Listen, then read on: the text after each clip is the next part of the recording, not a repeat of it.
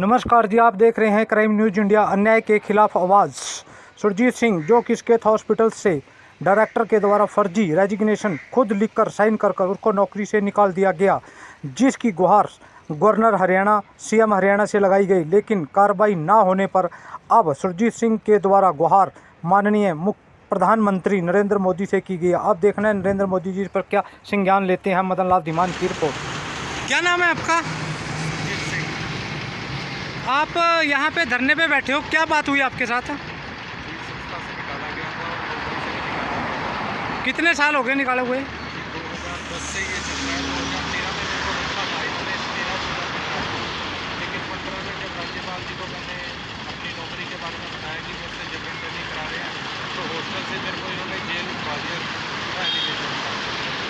उसके बाद क्या हुआ? उसके बाद मैं उस केस में बरी हो गया। बेनिफिट ऑफ डाउट में मुझे उस केस से बरी किया गया।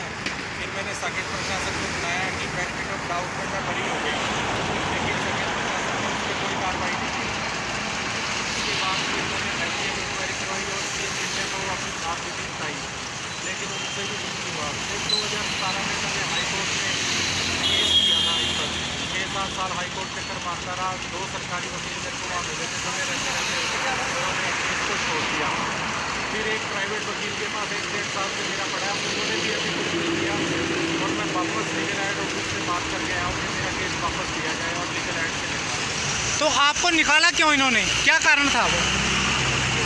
फर्स्ट तो ये था कि प्रॉब्लम में ये कह रहे हैं कि मैं रिज़ाइन लेकर चला गया हूँ, लेकिन रिज़ाइन जो है इनका लिखा हुआ है, उस पर मेरे सिग्नेचर नहीं है, ना ही वो मेरी हैंड राइटिंग है।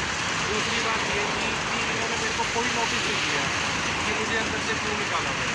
मैं 14 साल से इनके गेट पर ही बैठा हुआ हूँ। तो आपने इसके बारे में गवर्नर साहब से नहीं बात की? गवर्नर साहब को भी एप्लीकेशन डाली, मैंने तुरंत के साथ उस समय गवर्नर हुआ करते थे। उन्होंने इंक्वायरी नोटिस किए थे, इंक्वायरी आने से पहले ही इन्होंने मुझे जेल भिजवाया।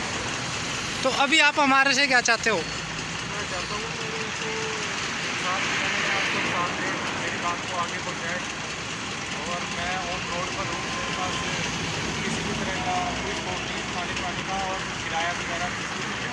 मैं ऑन द रोड 14 साल से बैठा ही हूँ।